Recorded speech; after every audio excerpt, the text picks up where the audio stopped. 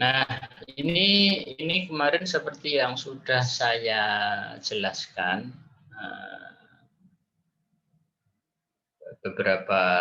malah saya tekankan beberapa kali ya di pertemuan yang lalu. Kenapa saya tekankan? Karena ini dasar dari ekonomi. Nanti ekonomi mikro, ekonomi makro terutama akan membicarakan hal ini lebih lanjutnya. Ini sangat sederhana. Kemarin sudah saya jelaskan flow dari barang dan juga kalau saya bilang barang itu termasuk jasa ya. Kalau saya bilang barang ini goods itu tidak hanya goods sebenarnya, goods and services. Tahu maksudnya kan? Jadi perusahaan, firm atau produsen itu menghasilkan barang itu. Kalau saya bilang menghasilkan barang, itu berarti menghasilkan barang dan jasa. Karena barang itu di dunia ini ada dua jenisnya, barang dan jasa. Yang disebut dengan barang adalah tangible, artinya bisa diraba. Kalau jasa atau services itu adalah barang yang kita produksi tetapi tidak bisa kita raba, bisa kita rasakan ya, seperti ngajar saya ini kan jasa. Kemudian apalagi perdagangan itu kan jasa. Gojek itu kan jasa ya. Oke. Nah, saya katakan sederhana karena ini hanya ada dua nih, firms, produsen ya, dan household atau konsumen atau rumah tangga. Nanti ada di tengah atau di mana ya, tapi pelakunya ada nanti tambahin lagi dengan apa kira-kira? Ada yang bisa nebak nggak? Selain di dalam dunia kita ini, dalam dunia nyata gitu, pelaku-pelaku ekonomi itu selain ini apa kira-kira? Ada nggak yang bisa? Distributor, Pemerintah. Tadi ada yang bilang pemerintah. Ya, siapa tadi yang bilang pemerintah? Bagus, pemerintah ada ya. Jadi ada firms, ada household, ada perusahaan, ada konsumen atau rumah tangga. Ada lagi apa? Government. Ya, government ya tidak mesti letaknya di sini, bisa dimanapun ya. Tapi government itu apa sebenarnya? Dia adalah regulator. Ya, supaya firm sama household ini nggak berantem nih. Ya, berantem dalam artian tidak berantem pukul-pukulan bukan, tetapi Anda pernah dengar yang namanya monopoli kah? Nah, monopoli itu adalah ada satu firm yang menghasilkan barang, satu-satunya barang di sebuah negara itu yang memproduksi itu adalah satu perusahaan ya. Nah, itu harus diatur, harus ada regulasinya supaya orang itu atau produsen itu tidak semena-mena terhadap konsumen. Nah, ini harus ada perlindungannya. Si konsumen ini harus dilindungi kepentingan. Ya, sehingga dia tidak bisa semena-mena saja, katakan gitu ya. Nah, tetapi juga nggak bisa hanya berpihak pada sini. Ya kan? Ini kenapa? Kalau dari sini nanti ini rugi ya nggak bisa. Nah, jadi harus ada keseimbangan antara dua ini yang akan diatur oleh government. Salah satu diantaranya itu. Yang kedua adalah dalam rangka untuk supaya flow ini berjalan dengan baik, kan mekanismenya tadi sudah diatur. Yang kedua, infrastrukturnya kan juga harus disediakan, toh. Bagaimana kalau ada orang mau jualan nggak ada tempatnya, katakanlah market gitu ya, nggak ada tempatnya, kan harus dibikin market dalam artian fisiknya ya, gedung gitu. Atau juga market dalam artian maya seperti apa? Pasar yang ada di saham, gitu kan? Nah itu semua yang menyediakan kan pemerintah. Ini nggak mau menyediakan, rugilah dia. Ini juga nggak mau, government yang menyediakan. Nah, salah satu di antaranya kita bicarakan lebih lanjut lagi, terutama di makro. Nah nanti kalau ada yang sudah sampai tingkat 2, tingkat 3, ketemu yang jurusannya statistika, bukan komputasi ya, statistika terutama ekonomi, itu nanti akan ketemu dengan itu lagi ya. Jadi yang berminat ke sana nanti akan ketemu dengan yang government itu. Selain government ada nggak kira-kira? Ada pelaku lagi, ada nggak kira-kira? Kira-kira siapa? Ada yang bisa nebak nggak? Masyarakat luar negeri.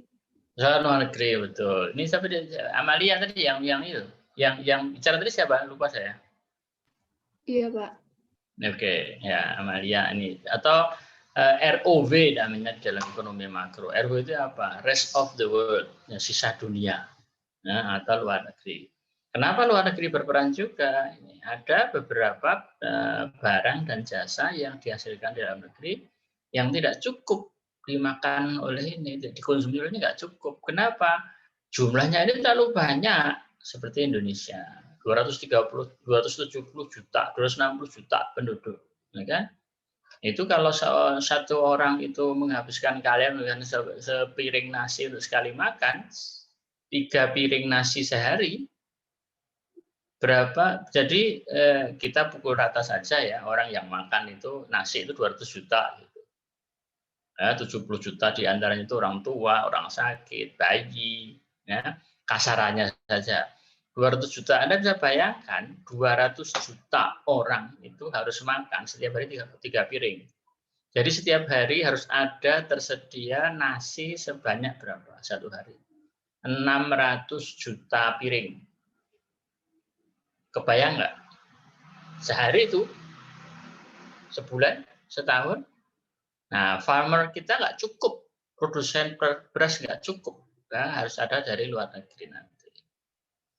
Atau barang yang tidak bisa disediakan oleh dalam negeri, nah, karena ketidakmampuan kita memproduksi, dalam arti tidak punya kemampuan kepintaran, keahlian, ataupun juga alam tidak bisa menyediakan. Contohnya adalah apa?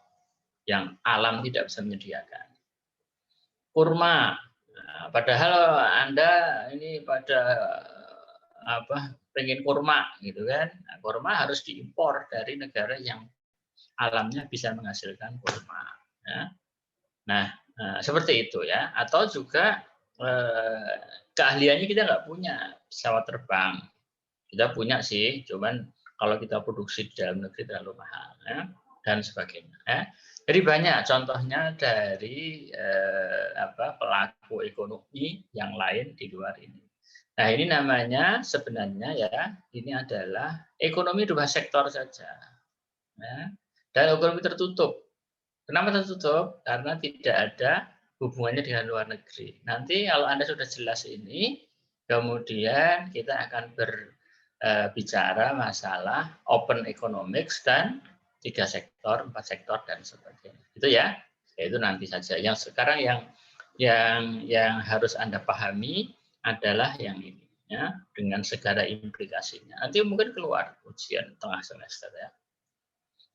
Oke, nah kemudian saya lanjutkan dengan ini namanya production possibilities frontier. Nah, ini apa ini ya? Nah, kalau saya menyederhanakan ini sudah bukan kelanjutan dari ini ya, bukan, tetapi kita berbicara masalah satu saja firm ya, firm. Supaya Anda punya pemahaman yang baik tentang bagaimana perusahaan itu memproduksi barangnya. Kita firms atau perusahaan ya. Katakan perusahaan ya di dalam kasus kita ini perusahaan yang melakukan produksi dua macam barang ya. Ini tidak bisa satu perusahaan, mungkin di dalam sebuah negara ya. Ada produsen komputer, ada produsen mobil. Nah, Anda semua bahasa Inggrisnya bagus kan ya? Nggak perlu saya terjemahkan ya? Oke kan bahasa Inggrisnya? Nggak pusing kan? Kan masuk STIS itu kan bahasa Inggrisnya harus jago katanya gitu. Nah, katanya mudah-mudahan jago. Sehingga saya tidak usah menerjemahkan kata per kata. Oke, nah yang namanya production possibility frontiers atau apa? Kalau kita terjemahkan, kemungkinan batas produksi, ya batas produksi sebuah negara yang produksi barang dan jasa, barang dua macam barang saja. Ini contoh saja ya. Katakan komputer dan mobil ya. Nah, membayangkannya begini, all resources, semua sumber daya hanya bisa dipakai untuk memproduksi dua macam barang ini. Nah, asumsinya begitu. Nah, jangan berkata bahwa wah bisa juga memproduksi peralatan rumah tangga, TV, bukan gitu. Contohnya saja supaya lebih mudah, to simplify. Asumsinya bahwa di sebuah negara hanya bisa memproduksi dua macam barang, ya, produksi komputer dan produksi mobil. Ya, semua resources begitu. Dengan begitu, kalau kita memutuskan untuk semua resources-nya kita pakai memproduksi komputer. Ya, bisa dibayangkan? Nah, kalau semua resources kita pakai untuk produksi komputer, maka komputer yang bisa diproduksi ada 3.000. Oke? Kalau kita produksi 3.000, karena all resources are to be used to produce computer, then no cars can be produced. Paham? Paham? Oke. Ya. Nah, yang kedua adalah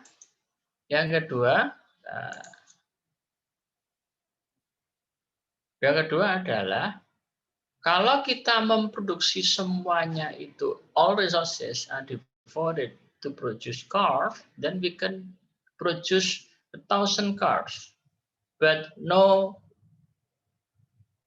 even single computers can be produced. Paham? Oke, jadi di sini ya. Nah, titik ini adalah all possible frontiers ya. Kemungkinan yang bisa diproduksi oleh negara itu kalau kita mau memproduksi kombinasi antara komputer dan mobil. Paham? Ya, pelan-pelan. Contohnya ini.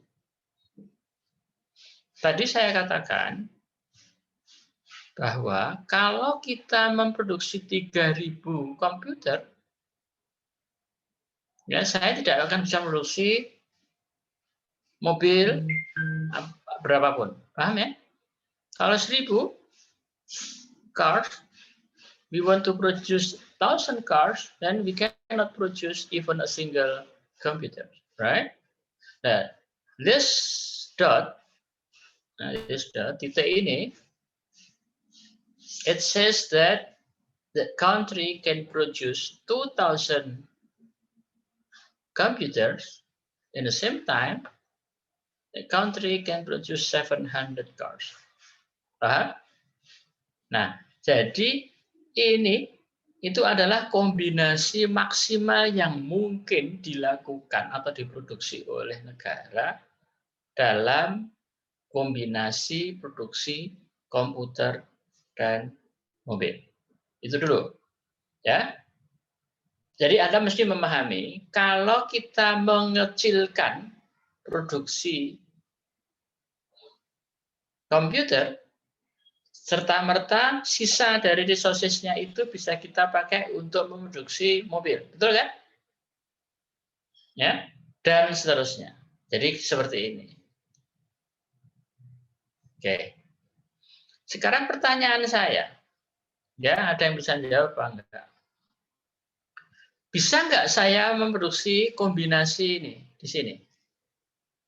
Kombinasi antara mobil dengan komputer. Bisa enggak? Bisa. Bisa, Sini bisa. Sebaliknya di sini enggak bisa.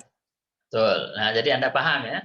Jadi ini adalah batas, makanya namanya frontier, ya, batas possibilities, kemungkinan untuk produksi dua macam barang ini.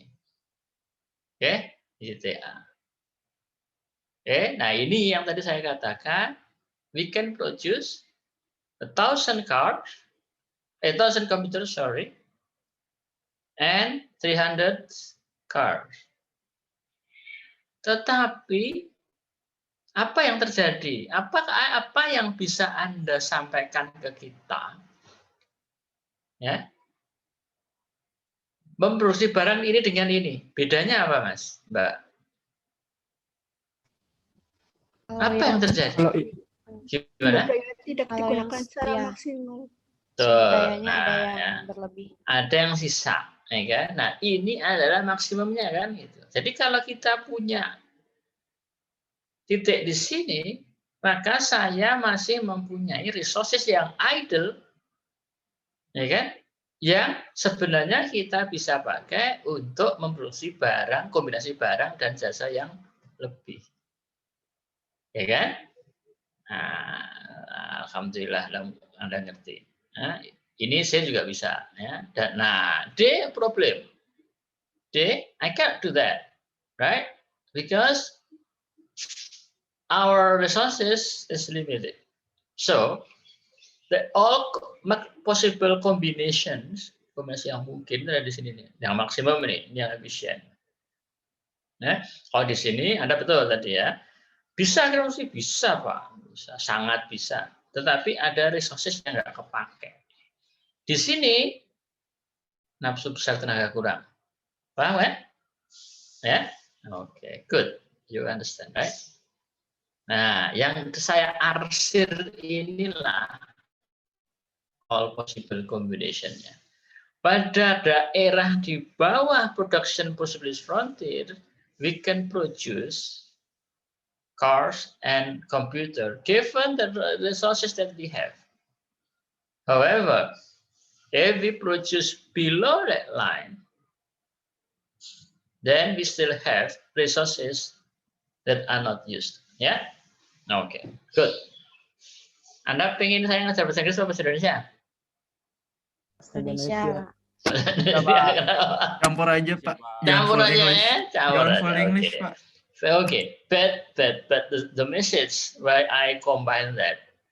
Okay, there are messages that I combine my teaching with English and Indonesian.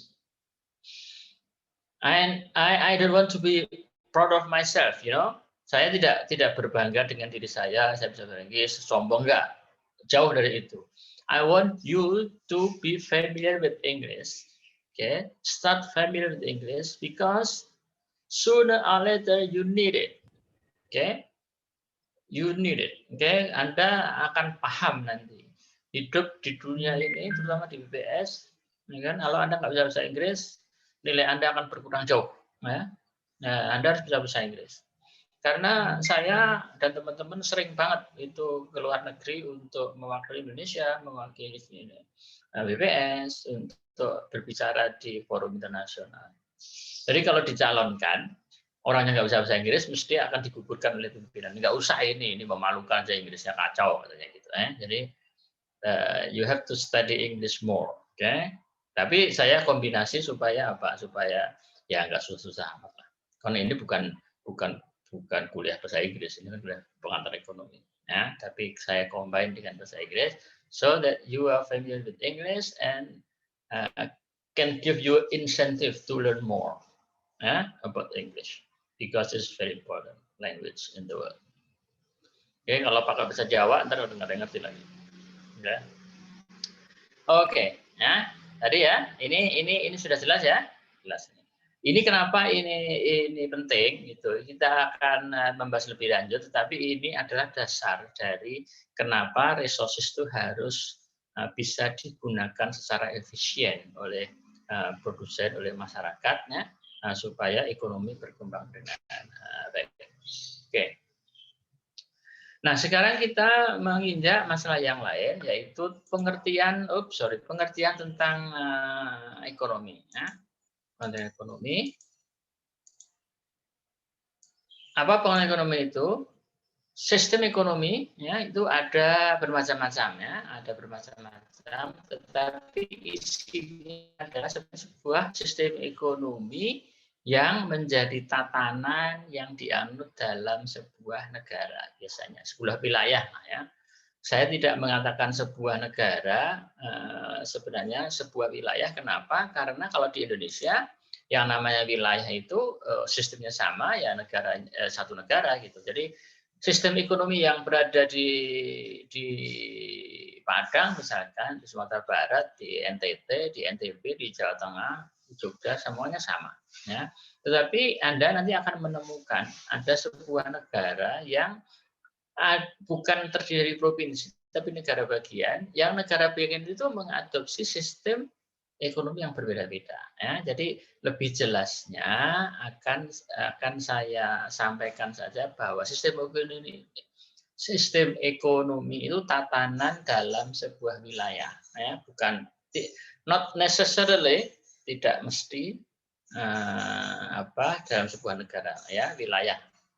Nah, di sana sistemnya banyak, ada sistem bagaimana peranata ekonomi jalan, bagaimana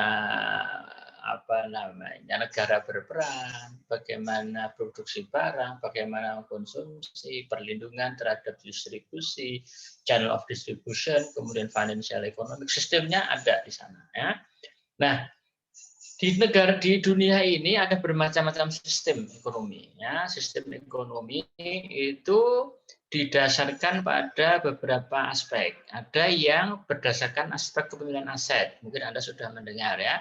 Ada sistem ekonomi sosialis atau liberal.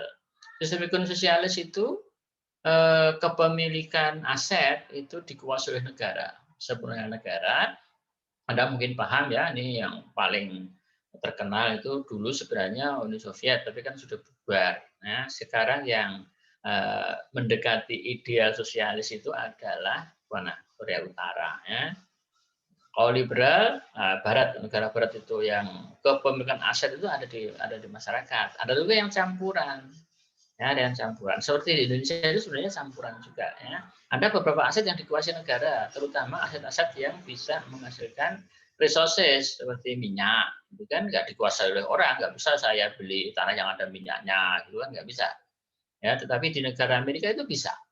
Di negara Amerika bisa. Kemudian, jadi jangan heran di Amerika itu ada warga negara yang punya sumur minyak. Anda, kita tidak. Ya, kita menganut sistem ekonomi campuran. Ya. Artinya ada beberapa aset yang dikuasai negara, ada yang dikuasai oleh individu. Karena Anda pernah dengar kan, gitu, aset ini dikuasai negara dan digunakan sebesar-besarnya untuk kemakmuran dan kesejahteraan masyarakat. Ya. Seperti tambang-tambang minyak itu kalau di kita kan dikuasai oleh negara. Kemudian ada sistem ekonomi lagi yang hubungannya dengan hubungannya dengan koeksistensi dengan negara lain. Ya. Contohnya adalah ekonomi terbuka. Ya. Ekonomi terbuka itu artinya kita welcome dengan negara lain untuk melakukan transaksi. Ya. Transaksi itu bisa berarti perdagangan, ekspor impor, atau transaksinya bisa juga finansial. Atau juga bisa transaksinya adalah endowment. Endowment itu sumber daya. Ya. Jadi kita pertukaran tenaga kerja bisa, ya, dan sebagainya. Nah, ekonomi terbuka itu biasanya kaitannya dengan ekonomi-ekonomi yang menganut sistem liberal. Tapi kalau sosialis biasanya dilengkapi dengan ekonomi tertutup. Dia tidak berhubungan dengan negara lain. Nah, tetapi sampai sekarang ini hampir tidak ada satu negara pun yang 100% menganut ekonomi tertutup. Kenapa? Karena kita nggak akan pernah bisa. Nggak akan pernah bisa di lingkungan internasional, Anda nggak akan pernah bisa mendirikan negara dengan kekehnya bilang saya nggak mau lagi berhubungan dengan negara lain. Pokoknya negaraku ya negaraku, tertutup semuanya, nggak bisa. Ya. Nah, degree of closeness atau openness, derajat ketertutupan keterbukaan berbeda-beda. Ya, kalau saya bilang ekonomi terbuka, bukan berarti kemudian bablas saja semuanya boleh. Enggak, ada aturan yang membatasinya. Nah, kalau ekonomi terbuka gitu, kemudian kita boleh mengimpor apapun atau boleh mengekspor apapun, ya tidak mesti begitu. Harus ada regulasinya untuk mendasari supaya keterbukaan ekonomi itu juga bisa bermanfaat sebesar-besarnya untuk kemakmuran masyarakat. Ya. Anda bisa memahami itu ya. Contohnya apa? Keterbukaan yang kalau terbuka benar-benar gitu ya, terbuka benar-benar pokoknya nggak ada lagi batas, nggak ada aturan gitu. Kita bisa mengekspor berapapun apa namanya beras gitu, padi gitu. Ya kalau itu dilakukan, apa yang terjadi kira-kira? Petani kita ambruk. Kenapa? Negara lain ada yang lebih efisien untuk memproduksi beras, ya, menanam padi mereka lebih efisien. Kenapa? Karena mungkin menggunakan peralatan yang lebih baik. Kemudian pelakunya well educated. Kalau kita mungkin belum sampai ke sana, sehingga memproduksi barang dan jasanya, atau dalam kasus ini memproduksi beras atau menanam padi, tidak seefisien negara lain. Kalau tidak seefisien negara lain, artinya apa? Harga jual beras kita menjadi lebih mahal. Kalau harga sudah lebih mahal, lebih baik mengimpor. Paham kan? Kalau mengimpor, semuanya kita impor, petani kita mati. Nah, kan gitu loh ya. Jadi tidak bisa 100% terbuka, nggak bisa. Ya, harus kita pilih-pilih juga gitu. Kalau kita mengekspor, ya harus menggunakan regulasi yang tujuannya untuk memakmurkan kehidupan masyarakat kita. Nah, itu pun juga berlaku di negara lain. Negara lain juga begitu juga. Gitu. Ya kan, negara juga begitu juga. Nah, dia akan membatasi juga impor ekspor barang dari negara lain untuk memproteksi dirinya gitu supaya tidak dirugikan. Nah, ada tatanan tentang perdagangan itu yang diatur oleh WTO, World Trade Organization, ya, supaya tidak ada dispute antara negara yang harus mengatur sedemikian rupa sehingga win-win solution, semuanya menang, everybody is happy, ya, dengan adanya WTO itu, ya, World Trade Organization yang mengatur perdagangan antar negara. Oke, itu beberapa ilustrasi tentang ekonomi terbuka tertutup. Kemudian ada jenis sistem ekonomi yang berdasarkan tujuan dari hasil kegiatan ekonomi. Nah, nggak tahu Anda ngerti nggak? Subsistence dan komersial. Gitu. Ini sebenarnya sudah tidak berlaku lagi ya. Dulu zaman Indira Gandhi, bapaknya, bukan bapaknya lah, itunya, apa namanya, Gandhi senior, Mahatma Gandhi, itu terkenal dengan apa, swadaya kan, enggak, semuanya dicukupi sendiri, jadi subsistence itu namanya. Subsistence itu apa? Sistem ekonomi yang dia mencukupi dirinya sendiri, ya, enggak ada lagi hubungannya dengan negara luar karena dia sudah tercukupi. Anda pernah melihat film Gandhi enggak? Itu film lama itu, enggak tahu generasi Anda juga melihat apa enggak. Film Gandhi itu kalau Anda lihat, Mahatma Gandhi itu memintal sendiri, memintal benang untuk dijadikan baju. Dia nanam sendiri. Nah, itu salah satu contoh usaha untuk menjadi subsistence ekonomi. Subsistence itu mencukupi dirinya sendiri gitu. Jadi kalau Anda mau menerapkan gitu boleh. Nah, coba aja, bisa nggak? Anda mau makan, ya nanam beras sendiri, nanam padi, ya. Kemudian setengah meter persegi tanam sayur. Nah, setengah meter persegi lagi tanam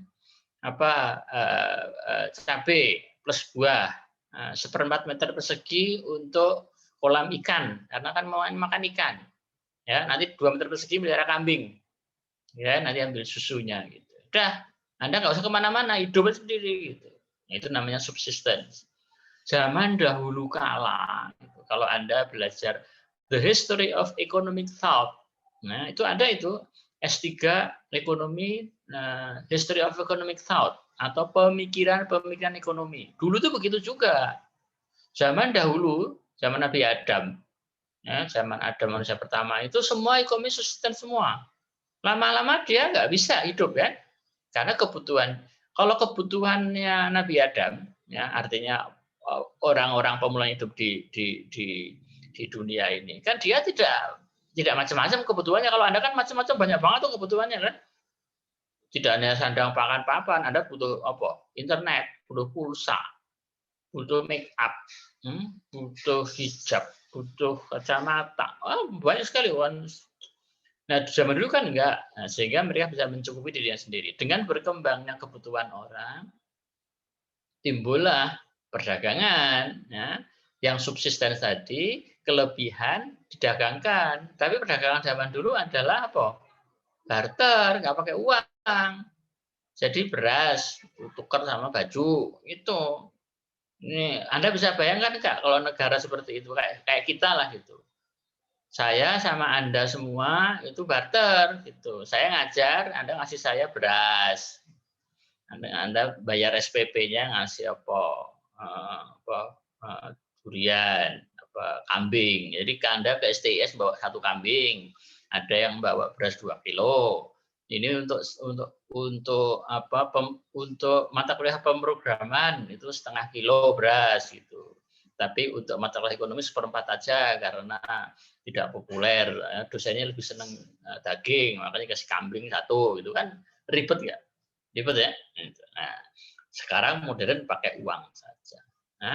Nah, dasarnya subsisten dan perkembangannya seperti itu. Nah, kemudian juga ada berdasarkan apa? Selain subsisten kan ada komersial, ini kan kebalikan dari subsisten. Kalau ini kan mencukupi diri sendiri. Kalau ini justru dijual, dibarterkan dengan orang lain untuk bisa lebih banyak memproduksi barang dan jasa. Gitu ya. Nah, sistemik ada unsur dalam sistem ekonomi ya, ada subjek, ada objek, ada institusi. Ini yang tadi yang saya tadi kemukakan di bagan tadi ya, masih ingat nggak? Ada subjeknya. Subjek ini siapa? Verb. Objeknya adalah orang, perusahaan, konsumsi, perusahaan. Enggak. Subjeknya kalau kita lihat dari produksi barang, subjeknya adalah perusahaan. Objeknya adalah konsumen untuk makan. Tapi juga bisa beralih peran. Kalau kita konsumen itu memberikan faktor produksinya, memberikan tenaganya, itu bisa dipakai dianggap sebagai subjek juga. Nah, objeknya adalah perusahaan yang meminjam atau menggunakan faktor produksi yang diberikan atau disewa dari rumah tangga. Ya. Jadi subjek dan objek itu bisa bergantian, nggak masalah ya. Nah, tadi kemudian datang institusi tadi, ya, institusi tadi untuk memperlancar hubungan objek dan subjek itu. Institusinya apa? Tadi sudah ada yang jawab ya, pemerintah. Atau juga ada lagi institusi lainnya nggak? Ada nggak? Ada institusi perbankan, keuangan. Ya, keuangan bisa bank, bisa bukan bank. Keuangan itu kan penting ya, penting untuk bisa memperlancar, menjadi lubrikan tahu nggak, oli ya, untuk bisa membuat transaksi antara subjek dengan objek itu menjadi lebih lancar lagi ya, dibandingkan dengan barter tadi ya. Barter barang kan nggak ini, tidak efisien ya. Nah, ya, selain unsur dalam sistem ekonomi itu ada 3 itu ya, ada subjek, ada objek, dan ada institusi. Institusi itu berdiri tadi sudah saya sampaikan itu untuk bisa memperlancar hubungan antara subjek dengan objek. Ya, bisa pemerintah. Tadi saya sudah sampaikan regulasi itu kan memperlancar subjek dan objeknya kan. Kemudian perbankan atau finansial itu juga, atau juga perusahaan transportasi itu kan juga untuk bisa memberikan kenyamanan atau kelancaran proses sistem ekonomi dari subjek ke objeknya. Nah, sistem ekonomi suatu negara itu banyak pengaruhnya, dipengaruhi berbagai hal ya. Perkembangan iptek jelas kan. Perkembangan iptek akan membuat ekonomi menjadi lebih berkembang lagi. Ya. Biasanya perkembangan iptek itu akan lebih maju lagi kalau menganut sistem liberal. Tapi bukan berarti bahwa penganut sistem ekonomi sosialis itu tidak berkembang, dia berkembang, tetapi kurang maju. Nah, kenapa ada nggak yang bisa menjelaskan ke kita? Kenapa negara-negara yang menganut sistem ekonomi liberal itu perkembangan ipteknya lebih maju? Kira-kira kenapa? Ada nggak yang bisa jawab? Salah nggak apa-apa, salah nggak didenda. Ini belum ada penilaian. Salah nggak? Yang penting you speak up. Karena setiap masyarakat memiliki dukungan dan memiliki dukungan dari pemerintah yang sama, Pak. Oke. Ada lagi selain Muhammad? Karena masyarakatnya satu-satu. Gimana? Karena masyarakatnya berlomba-lomba untuk untuk giat di kegiatan ekonominya. Oke, kenapa berlomba-lomba, Amalia? Karena kan liberalis itu kan hampir sama dengan kapitalis yang punya kapital yang menang gitu, Pak. Oke, ada lagi selain Muhammad, Amalia ada lagi? Tadi banyak yang mau jawab aja nggak apa-apa. Kalau liberalis itu masyarakatnya bebas berkreasi. Kalau sosialis atau komunis itu kan tergantung ngikutin apa yang ditetapin oleh pemerintah. Oke. Ya, oke. Nah, ini beberapa alasan ya kenapa perkembangan itu berkembang lebih banyak di negara yang liberalis. Nah, di liberalis itu cirinya adalah semua itu diatur oleh pasar. Nah, bukan berarti pasar jadi negara ngatur, bukan. Gitu. Artinya masalah itu pertemuan antara firms dan konsumen itu dilepas ke pasar, biar mekanisme pasar saja yang akan membuat sistem itu jalan. Tawar menawar harga, katakan itulah ya. Biar pasar saja, nggak usah ditentukan oleh negara untuk hal yang tidak perlu gitu. Harga kangkung gitu kan nggak perlu negara sampai ikut tangan kan. Biar aja pasar, mekanisme pasar. Kalau ada yang nawar 2.000 per ikat, ada yang mau memberikan silahkan. Ya, contoh seperti itu ya. Nah, perkembangan iptek itu akan subur di mana ada insentif. Betul nggak? Ya, insentif itulah ciri khas dari negara liberal tadi. Ya. Kenapa? Yang mempunyai keahlian, yang mempunyai kepintaran itu akan lebih dihargai. Ya, itu adalah insentifnya sih. Kalau sosialis kan enggak. Kamu sekolahnya apapun semua sama rata, sama rasa. Nah, konon kabarnya saya dengar nggak pernah mengalami sendiri bahwa di Korea Utara itu setiap orang mempunyai gaji yang sama, mempunyai jatah yang sama, no matter dia lulusan dari manapun. Paham saya enggak? Jadi orang tidak ada insentif kan? Ngapain saya capek-capek toh juga saya jatahnya segini juga gitu. Katakan Anda, ngapain saya kuliah di STIS capek-capek gitu. Berat katanya sih, memang berat sih. Kan? Kalau seandainya ini dapatnya sama juga dengan Anda sekolah SMA saja, ini cuma saja. Nah, jadi perkembangan iptek itu sangat berpengaruh kepada sebuah sistem ekonomi yang berlaku sebuah negara. Ya. Karena ada insentif, maka dia lebih subur di liberal tadi atau di kapitalis tadi. Kapitalis itu dengan liberal itu mirip-mirip karena liberal itu biasanya menciptakan kapitalis yang besar ya. Kemudian juga dipengaruhi nilai moral, etik, adat, budaya dan seterusnya. Nah, kalau Anda lihat di dalam sebuah wilayah, tadi saya katakan di sebuah negara ya, itu sistem ekonomi gotong royong gitu. Ya, di kita campuran gitu. Negara itu berpengaruh besar, kemudian tidak semuanya diselesaikan dengan uang, tidak dimaterialkan. Itu kan juga berpengaruh pada sistem ekonomi suatu negara kan.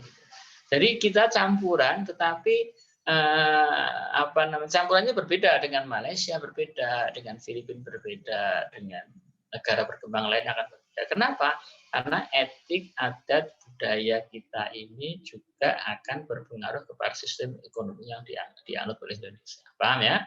Jadi sistem ekonomi itu tidak bisa sama persis walaupun mainstreamnya sama-sama campuran, tetapi karena dipengaruhi oleh etik, oleh moral, oleh adat budaya setempat yang membuat warna tersendiri dari sistem ekonomi yang dianut dari sebuah negara. Itu ya. Oke, sampai di situ dulu. Ini saya perlu waktu sebentar untuk minum dulu. Ini ada yang ditanyakan? Ada yang sesuatu yang belum jelas? Izin Pak, bertanya Pak. Itu terkait dengan tujuan ini ekonomi Pak. tadi Pak. Erza ya, Erza, betul. Iya Pak, tujuan ekonomi tadi Pak. Itu kan ada subsisten sama komersial Pak. Nah itu kalau kita hubungkan dengan sifat masyarakat di suatu negara, yaitu kolektivisme sama individualis, apa ada hubungannya? Atau emang pada saat dulu masyarakat belum mengenal pengetahuan dan pengalaman, jadi masih pakai step yang subsisten baru berubah ke komersial? Atau ada hubungannya kan tadi Pak? Ya, memang biasanya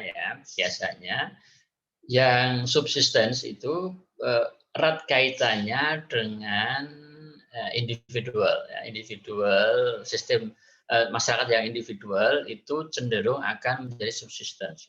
Tetapi perkembangan zaman, perkembangan waktu itu hampir tidak bisa orang itu mempertahankan subsistence, walaupun dia individualis. Nah, sebesar individualis apa sih yang katakanlah Erza ya, Anda menganut individualis lah, bukan komunal. Saya pokoknya individualis Pak. Saya pengen sendirian, apapun sendirian. Tapi Anda tahan nggak? Karena kemudian individual menciptakan ekonomi yang subsisten gitu. Nggak bisa juga gitu. Jadi individual Anda itu tidak bisa berpengaruh 100% kepada sistem ekonomi yang Anda anut ya secara tegas-tegas gitu. Kenapa? Karena seindividual Anda, sebesar apa individualisme Anda itu tetap saja memerlukan orang lain. Ya, yang itu dijabarkan dalam ekonomi itu. Anda individual nggak bisa, individual dalam prinsip bisa, tetapi individual dalam ekonomi kan nggak bisa. Paham maksud saya nggak? Ya, jadi saya pokoknya nggak mau hubungan dengan orang, saya itu individualis, nggak mau lah keluar ruangan, udah nggak apa-apa, bisa secara prinsip ya, tetapi begitu Anda makan, udah nggak bisa. Emang Anda makan sendiri? Kan saya juga kan? Nah, saya individualis, nggak mau berhubungan dengan orang lain. Gitu. Habis itu kemudian pesen nasi padang, ya percuma juga gitu. Paham saya enggak? Oh, warteg saja saya. Wah, ini saya pengen nyari roti bakar. Kalau Anda mau konsisten, ya roti bakar ya sudah. Apa? Bakar roti sendiri? Enggak, nanam gandum dulu. Ya gitu. Terus kemudian numbuk gandum itu menjadi tepung dulu. Oh, mana bisa orang seperti sekarang ya. Ya artinya memang awal mulanya itu orang-orang individual itu memang menganut sistem ekonomi yang subsisten. Itu kan bukan berbanding, sesuai dengan prinsip yang dianutnya. Tapi dengan berkembangnya zaman, nggak bisa lagi seindividualis apapun orang dalam zaman sekarang ini tidak bisa menganut ekonomi subsisten. Kecuali Anda memang benar mau berkorban, berkorban beneran. Pokoknya saya pengen dibilang individualis, pokoknya saya nggak butuh orang lain, ya boleh saja, nggak ada yang larang. Ya, tapi konsisten. Tadi makanya mau makan apa tadi roti bakar aja, ya udah tanam sendiri tuh, cari cheese nggak, ragi, kemudian mau bakar beli pembakar, nggak boleh. Bikin bakaran sendiri, mau nyalain api, beli korek nggak boleh, gosok-gosok ranting, ya, untuk cari api, gitu loh ya. Jadi memang betul bahwa ada kaitannya antara subsistence dengan individual. Ya. Orang yang komunal itu nggak subsisten. Ya. Nah, kemudian perkembangan zaman nggak bisa lagi bertahan. Nah, Anda pernah mendengar suku Baduy di Jawa Barat? Pernah. Ya, suku Baduy tertutup sekali, tapi setertutup apapun dia, pada suatu saat dia harus ke pasar itu jual madu untuk ditukar dengan keperluannya dia yang tidak bisa dihasilkan sendiri oleh mereka. Kan? Nah, tapi ya sederhana gitu. Mereka tidak perlu pulsa memang. Jadi nggak usah beli pulsa mereka. Tapi tetap saja ya apa namanya? Madu yang dihasilkan oleh tawon peliharaannya itu ditukar dengan tempat lain ya, yang bisa menghasilkan barang yang dia tidak punya tapi dia punya. Gitu ya. Oke Pak, terima kasih Pak. Ya, ada lagi? Ada Pak. Ya, silakan Joni. Iya Pak, saya mau Joni, tanya ini John, kamu dari mana John? Dari Papua Pak. Papua, oke. Nah, dinyalain kalau bisa ya, itunya supaya saya bisa lihat orangnya. Oke, gimana John? Silakan John. Terkait ekonomi terbuka tadi Pak, saya mau tanya apakah kalau misalnya suatu negara, misalnya negara Indonesia, keuangannya defisit, baru dia meminjam uang ke suatu negara, jadi itu dikatakan ekonomi terbuka atau gimana gitu Pak? Oke, ya ekonomi terbuka itu tidak mesti harus dalam bentuk barang yang terbuka ya. Artinya ekonomi terbuka itu ekonomi yang welcome terhadap negara lain. Ya, welcome-nya bisa dalam bentuk perdagangan, bisa dalam bentuk pertukaran endowment itu sumber daya. Ya. Atau bisa juga dalam bentuk konsultasi keuangan atau utang bisa, itu juga terbuka juga gitu ya. Jadi John, artinya terbuka tidak mesti harus terbuka hanya perdagangan saja, enggak, tetapi ya yang lainnya juga terbuka ya. Kayak gitu ya gitu. Nah, yang terjadi ini terbuka tertutup subsisten dengan komersial ini sekarang ini sudah agak lama sih, sudah lama sebenarnya bahwa sistem-sistem itu tidak berlaku 100%. Ya, tadi seperti saya katakan, terbuka, tertutup gitu. Bahkan di Korea pun tertutup ya, tapi tidak 100% tertutup. Indonesia terbuka, enggak 100% terbuka. Ekonomi subsisten enggak 100% subsisten. Komersial enggak juga. Liberal enggak juga 100%. Pasti ada. Yang namanya liberal itu awalnya teori liberal itu bebas beneran. Pokoknya terserah kau lah. Pokoknya bebas di negara ini gitu. Tetapi sebebas Amerika pun ada batasannya. Ada batasannya. Kalau dia mengganggu orang lain nggak bisa juga gitu. Nah, saya bebas aja pokoknya. Aku mau barang. Saya bebas memproduksi barang apapun di dunia kan boleh. Tanamannya ganja situ banyak-banyak. Ya kan nggak bisa juga. Paham maksud saya nggak? Jadi jangan Anda berpikir bahwa yang disebut dengan subsisten, komersial, terbuka, tertutup, liberal, sosialis itu pure 100%. Enggak. Enggak bisa lagi sekarang di dunia ini enggak bisa seperti itu.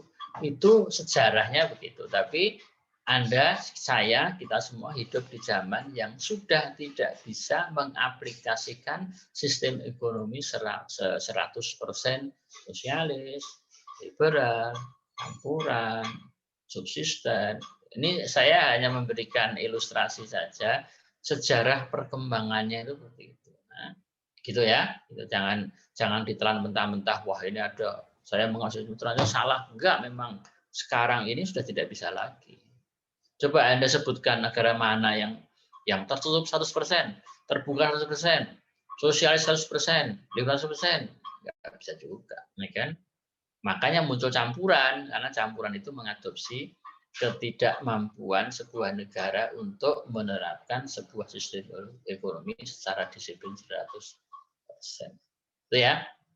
Mudah-mudahan lebih mencerahkan. Oke, saya lanjutin ya. Nah, kemudian saya lanjutkan dengan 10 Principle of Economics. Prinsip-prinsip yang berlaku di dalam ekonomi. Apa saja? 10, ada 10. People face trade-off. Tahu trade-off? Pernah dengar? Pernah dengar dulu apa enggak dulu? Ngerti apa enggak? Dengar aja nggak pernah, gimana mau ngerti? Pernah dengar? Mestinya pernah. Kenapa? Barusan saya sebut. Paling tidak barusan saya dengar kan gitu ya. Paling tidak. Oke. Trade off itu adalah menerjemahkannya saya nggak bisa dalam satu kata, tapi ini bagus nih. To get one thing, we usually have to give up another thing. Untuk mendapatkan sesuatu, biasanya ada mengorbankan sesuatu yang lain gitu intinya. Ya, ini guns versus V ini versus ya, V melawan atau the opposite. Ya. Ini satu barang, ini barang lain. Guns and butter ini contoh dari C, ya kan? Tapi mungkin Anda susah memahami. Nah, ini karena ini bukan dunia kita, ini dunia barat sana. Dan ini zaman the Wild West, tahu Wild West kan? Zaman cowboy. Gitu. Anda pernah lihat film cowboy yang dia di salon gitu ya, tembak-tembakan itu kan? Itu dia biasanya itu di bar itu ada butter, ya kan? Butter itu menyimpulkan butter itu sebenarnya wakil dari sebuah barang yang ada di bar, isinya adalah bir, perempuan dan segala macam ya. Nah, gun itu menyimpulkan kekuatan orang. Jadi kalau saya mau jadi kekuatan orang, saya harus give up something. Itunya gitu ya. Tapi yang kita saja ya, yang mungkin lebih cocok ini ada dua ini. Ya. Nanti ini akan saya jelaskan lebih lanjut. Ini ya, food and clothing. Ya, food versus clothing. Kalau dengan resources terbatas, dengan resources yang terbatas, kalau Anda pengen baju atau makanan yang lebih bagus, Anda nggak bisa beli pakaian yang bagus. Paham saya nggak? Nah, kan? Anda nggak bisa dapat dua-duanya gitu. Apalagi ya saya tidak judge orang gitu. Ini jangan tersinggung. Saya aja deh gitu. Kalau saya pengen Starbucks, ya, kopi Starbucks setiap hari, ya saya nggak bisa beli baju karena duitnya udah saya pakai untuk beli Starbucks. Ya. So in order to get Starbucks, I have to give up clothes, baju. To get leisure time, I have to give up working. Karena sehari kan 24 jam. Kalau Anda pengen leyeh-leyeh, Anda pengen menikmati hidup Anda hari ini, kan? Ya Anda nggak bisa kerja. Dua-duanya ini tidak bisa Anda dapatkan dengan resources yang terbatas. Seperti cars and computer yang tadi kita jelaskan ya. Jadi in order to produce cars, again you have to give up computers and the other way around. Atau dikombinasikan tadi gitu. Jadi pasti grafiknya akan ke bawah gini kan gitu. Ya, karena if you want to produce something, you have to give up another thing. Itu prinsip-prinsip ekonomi selalu begitu. Nggak bisa dua hal ini Anda dapatkan semuanya dalam waktu yang bersamaan.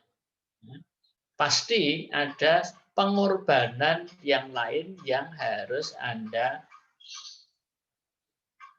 korbankan untuk bisa mendapatkan barang yang Anda inginkan. Itu ya, the first principle. The first principle in economics, people face trade-off. Okay? If you want to get something, you have to sacrifice another thing. Ya, to give up atau sacrifice sama. Prinsip yang kedua, apa? Ya. Ini yang pertama tadi ya. Nah, tadi saya bilang saya akan jelaskan yang efisiensi sama equity ya. Efisiensi itu apa sih? Society gets the most that it can from its scarce resources. Efisiensi itu adalah bahwa masyarakat akan mendapatkan hal yang paling bagus buat mereka di tengah-tengah resources yang terbatas atau scarce. Scarce itu apa? Langka. Ya? Nah, Kemudian equity means that benefit of those resources are distributed fairly among the members of society. Jadi efisiensi itu adalah untuk bisa mendapatkan barang yang paling enak, yang paling nyaman, paling bermanfaat dari resources yang terbatas. Tetapi kalau itu kita dapatkan, pasti akan ada distribusi yang pincang itu. Ya. Jadi kalau Anda mementingkan efisiensi, ya, Anda pengen efisiensi, pasti equity terkorbankan. Kalau Anda pengen equity, efisiensinya paling juga terkorbankan. Ya, ini efisiensi versus equity. Ya, sekali lagi, kalau efisiensinya Anda dapat, equity-nya atau distributed secara fair, secara adil akan terkorbankan, nah, dan sebagainya. Ya, oke. Prinsip nomor 1 itu. Prinsip yang kedua, the cost of something when you give up to get it. The cost of something is what you give up to get it. Tahu maksudnya?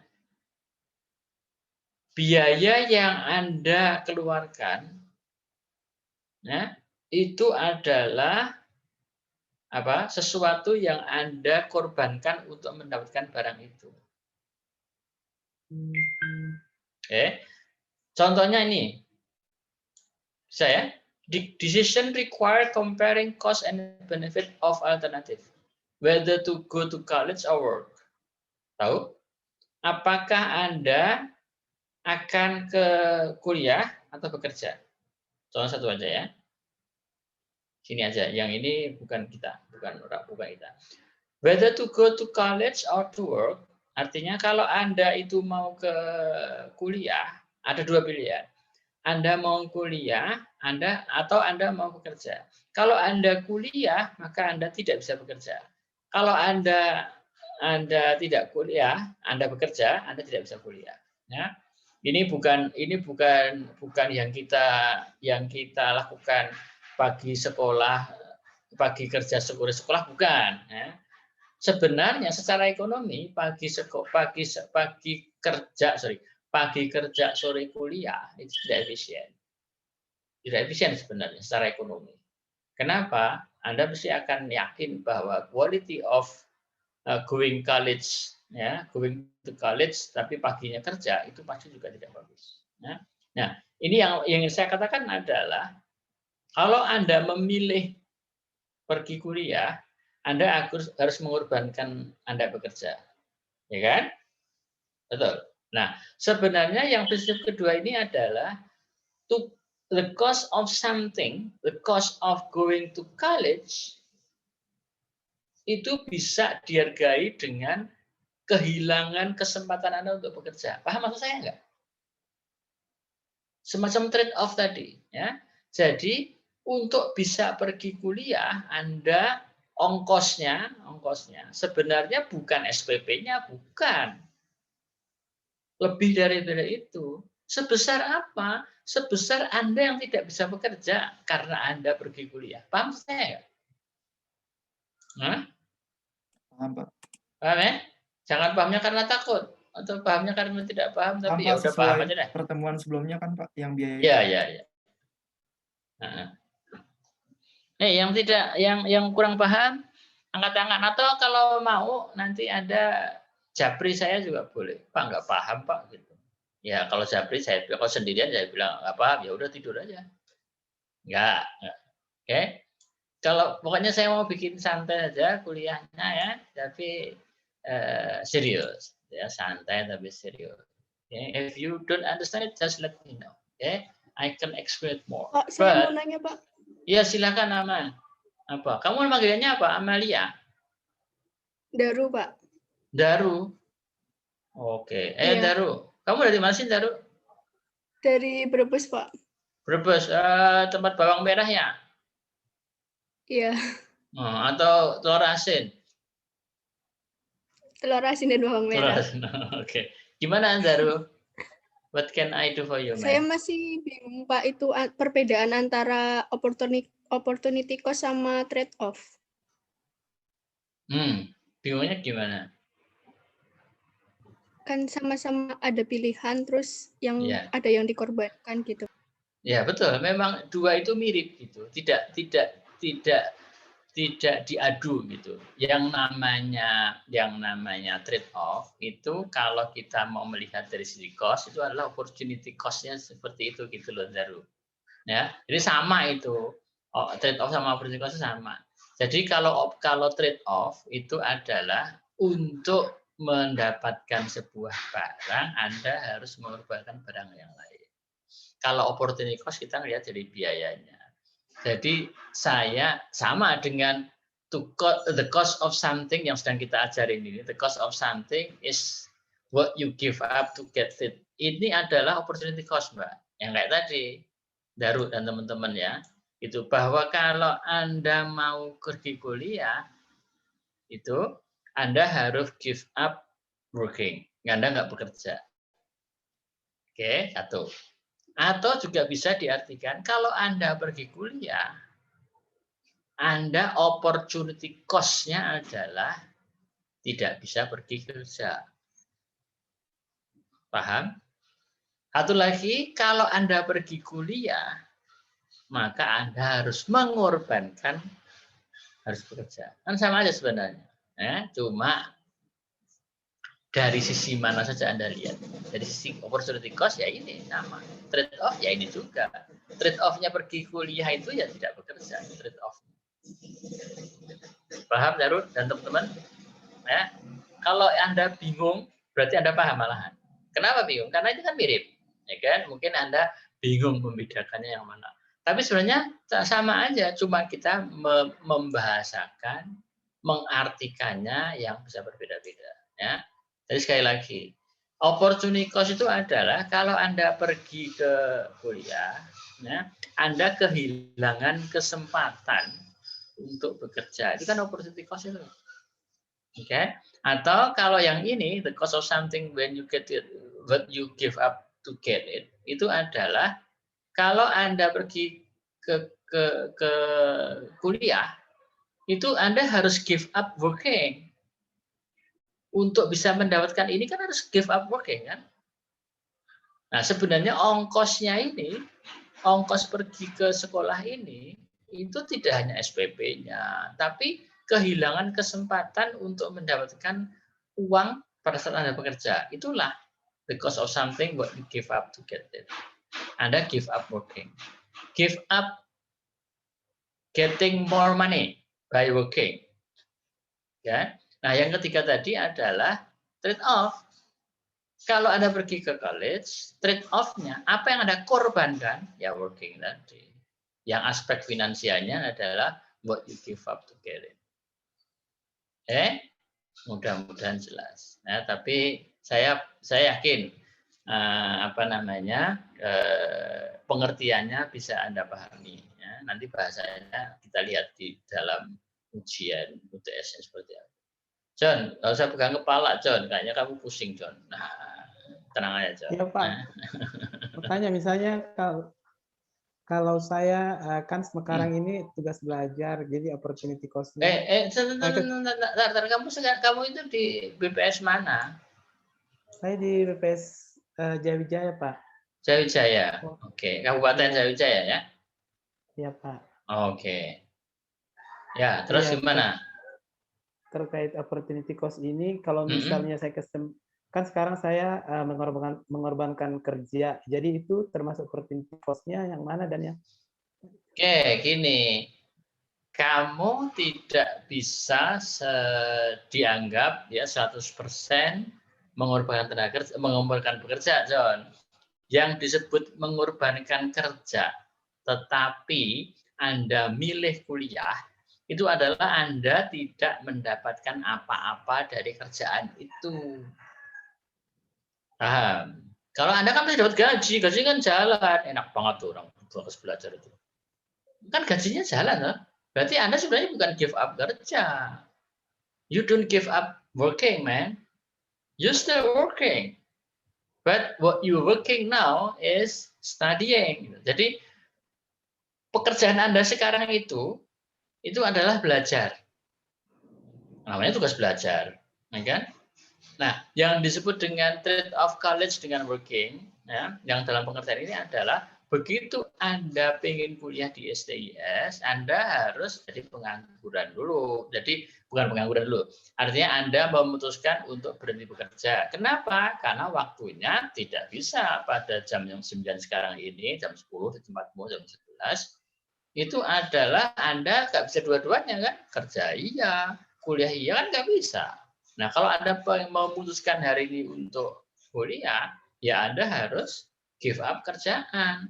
Give up dalam artian Anda menjadi unemployed, itu bukan tugas belajar. Paham maksud saya enggak? Ya, Pak. Kalau sekarang ini, kalau Joni sekarang itu Anda tidak mengorbankan apa-apa. Mengorbankan sih dikit, tapi enggak mengorbankan. Kenapa saya katakan mengorbankan sedikit gitu? Anda KSK bukan? Bukan. Iya, iya Pak. Nah, KSK katakan KSK ya. Nah, karena Joni sekarang ikut kuliah, apa yang Anda korbankan dari sisi kerjaan? Anda nggak bisa dapat uang tambahan karena Anda tidak ikut susenas, katakan gitulah. Anda nggak ikut ubinan atau Anda tidak bisa ikut ubinan kan zaman dahulu, nggak tahu sekarang di Papua ya. Zaman dahulu kalau ubinan masih dapat upah juga. Anda mungkin kalau bergerak dapat upah juga. Nah, itu yang Anda give up. Itu yang Anda korbankan, ya kan? Tapi nggak sebanding. Itu bukan pengorbanan itu, karena kuliah yang Anda tempuh sekarang ini jauh lebih berharga daripada uang tambahan itu. Yang Anda korbankan, kalau Anda mau melihat korbankan adalah Anda keluar dari BPS untuk kuliah. Nah, itu baru give up working to go to college. Itu yang benar seperti itu. Pengertian ini bukan yang benar, bukan. Anda salah bukan. Pengertian yang Anda harus pahami dari sini, go to college or working itu adalah Anda benar-benar lepas dari pekerjaan sehingga Anda nggak dapat benefit apa-apa dari pekerjaan itu gitu loh. Kalau sekarang ini Joni kan masih dapat benefit dari sini, gajinya bablas terus, ya kan? Gajinya utuh Joni itu kan, teman-teman jam traktir itu. John. Iya Pak. Joni KSK itu. KSK grade-nya berapa John? 8 apa 7? 7. Oke, 7. Oke. Oh, itu TK-nya itu TK-nya aja tidak tetap dibayar walaupun kelasnya turun ya? Iya, Pak, turun 1. Terusan jadi 6. Iya, Pak. Ya, lumayan disyukuri aja ya. Daripada teman-temanmu itu yang ikatan dinas itu sekarang nggak dapat ikatan dinas lagi kan? Iya. Ya, syukuri aja, John. Teman-teman kalian nggak boleh iri ya. Nanti kalau sudah lulus STIS baru Anda bicara tentang tunjangan kinerja. Oke ya. Ya, Eza. Oke, ada lagi pertanyaan?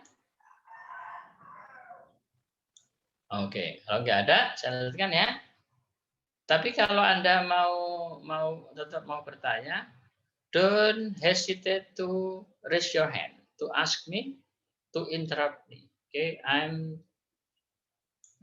glad to answer whatever the question is what you are asking. Okay, but if I can't answer it right now, then I will postpone it. I will answer it next meeting, or we can japri, yeah? Private message gitu. Oke. Ya, barusan saya bicara opportunity ternyata ini itu kan. The opportunity ini tadi saya tadi ya. The opportunity cost of an item is what you give up to obtain that item. Nah, pas persis kan? Daru ya. Ini sama. Opportunity cost itu seperti ini juga sebenarnya. Dalam bahasa yang berbeda. Oke. Third principle. Rational people think at the margin. Apa ini? Ada rational people, ada margin lagi. Ada yang pernah kuliah di Fakultas Ekonomi kah? Ada? Atau pernah kuliah di fakultas lain sebelum masuk STIS? Ada? Nggak ada. Nggak ada apa nggak mau ngasih tahu? Ada Pak beberapa orang tapi Ada pada diem berapa? Pak. Diem aja. Kenapa diem aja? Tidak berani. Takut dipulangin ke sana apa? Bisa Oke jadi Pak. ya. Saya cuma pengen tahu aja. Kadang-kadang sudah pernah kuliah di tempat lain itu. Ini mohon maaf saja. Ini mengulang, mengulang apa namanya pengertian-pengertian yang mungkin sudah pernah Anda dapat di universitas lain, ya. Atau juga ada yang sorenya nyambi kuliah tempat lain, saya nggak tahu. Oke, rational people think at the margin. Artinya adalah saya introduce dulu pengertian marginal juga. Marginal itu adalah apa? Tambahan atau efek dari sesuatu karena kita menambahkan mengkonsumsi sesuatu itu. Jadi contohnya begini, ya. Marginal kalau Anda makan, ya, Anda makan, orang makan itu efeknya apa sih yang Anda inginkan, yang dapat apa dari makan? Kenyang kan? Oke. Atau rasa, wah rasanya enak di mulut, ya. Tuh. Nah, yang namanya marginal itu adalah marginal tambahan rasa yang Anda inginkan karena Anda mengkonsumsi yang lebih, ya. Jadi kalau Anda memakan suatu barang pada part yang pertama, Anda mungkin kenyang atau rasanya enak. Karena Anda kenyang, rasanya enak, Anda ingin menambah atau menginkrementalkan suapan atau makanan yang kedua, ya kan? Orang tuh begitu. Ya, contohnya gini aja deh, makan nasi aja. Suapan pertama itu Anda merasa lumayan enak, kenyang.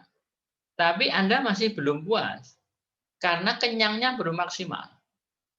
Rasanya juga belum maksimal. Pasti akan Anda pengen sendokan yang kedua, betul? Di sendokan kedua mungkin belum juga. Sendokan ketiga, keempat, dan seterusnya. Tapi apakah akan terbatas? Apakah akan tidak terbatas? Akan terbatas. Karena pada suatu saat Anda akan merasakan kenyang dan tidak mau lagi untuk menambah suapan. Ya kan? Atau rasa sehingga Anda sudah tidak mau lagi nambah lagi. Contohnya durian kalau rasa itu. Anda yang suka durian, sorry yang tidak suka durian, nanti kalau nggak suka durian, contohnya yang lain. Anda pada saat makan durian biji yang pertama enaknya bukan main, ya kan? Pasti akan nambah lagi dong, pengen lagi ya, enak. Tapi pada saat sudah ke-6, normalnya ya, 6 itu, kalau nggak normal itu 6 butir, bukan 6 isi, 6 butir durian segede-gede gitu, kalau kuat. Nah, pada suatu saat Anda akan give up. Ya, ada suatu Anda akan give up untuk menambah makan itu karena apa yang Anda dapatkan dari tambahan tadi sudah tidak signifikan lagi terhadap apa yang Anda inginkan. Paham? Nah, berimajinasi dulu ya. Bayang-bayangin dulu. Ya, suapan tadi ya, kalau semua orang kan makan nasi. Kalau durian mungkin enggak ya. Atau apa yang Anda senengin deh? Anda senengin? Hah? Indomie ya, Indomie boleh. Ini ada yang mendapatkan mendapatkan informasi dari pendahulunya enggak? Karena saya ngajar pengantar ekonomi di kelas-kelas sebelum Anda itu. Contoh saya yang paling sering saya kemukakan adalah Indomie dan roti bakar. Sampai ada mahasiswa yang sudah kerja. Kalau ingat Pak, Bapak itu contohnya kalau nggak Indomie roti bakar. Ya karena saya sesuaikan dengan kondisi Anda di STIS. Di STIS sekarang udah nggak dapat uang ingetan dinas, itu sarapan paginya ya Indomie, roti bakar.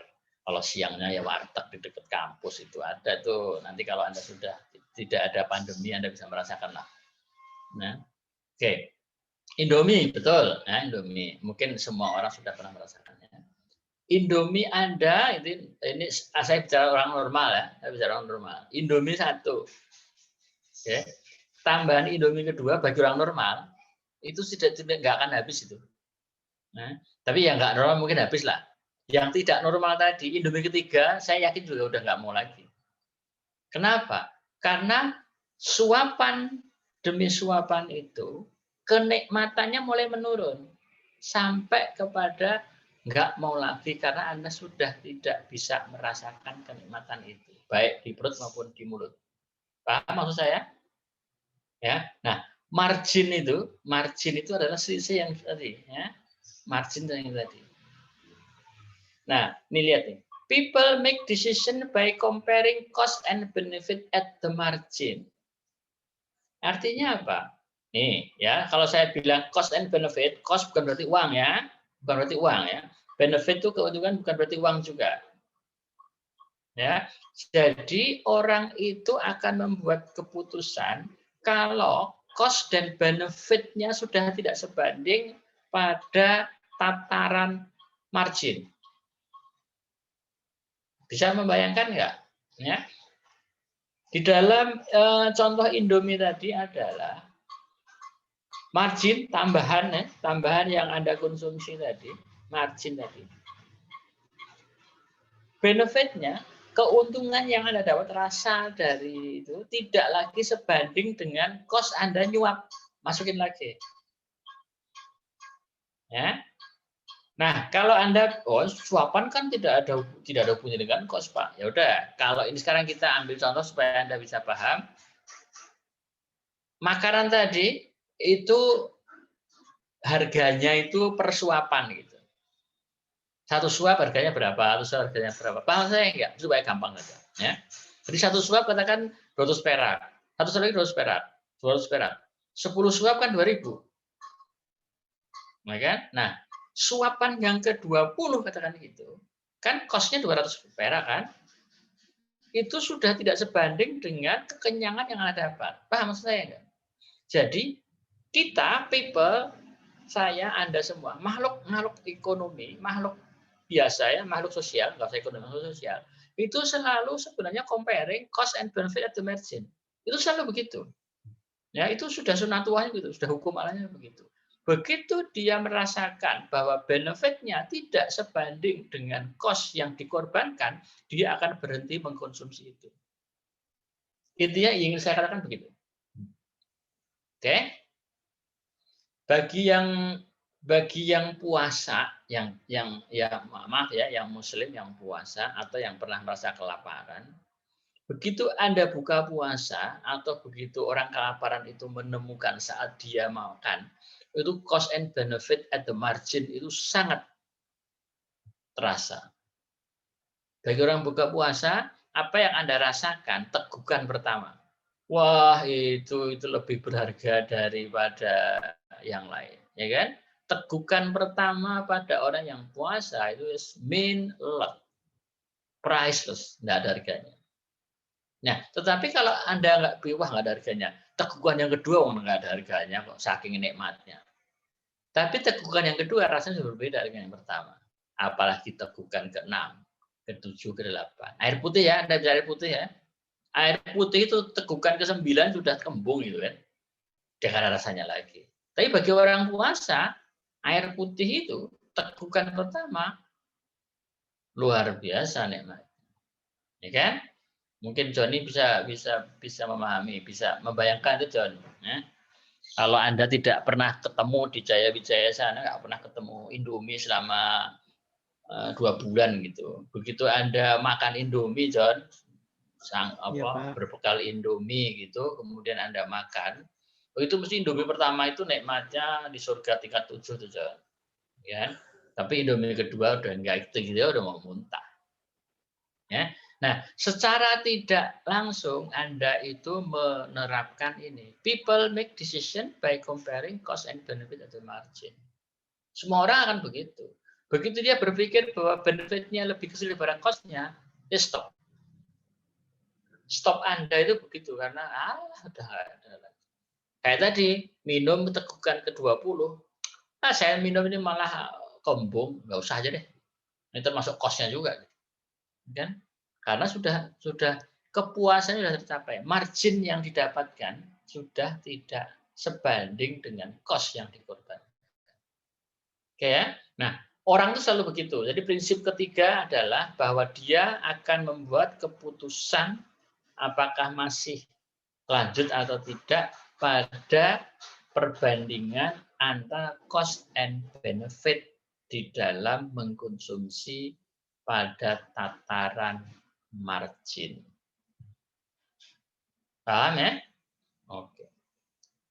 Izin Pak Heru, Pak. Yes, silakan Mas. Yang people make decision itu kan kita lakuin kalau udah terjadi. Tapi kalau kita bicara prinsip ketiga ini, kita analisa sebelum terjadi, itu masuk ke prinsip 3 nggak, Pak?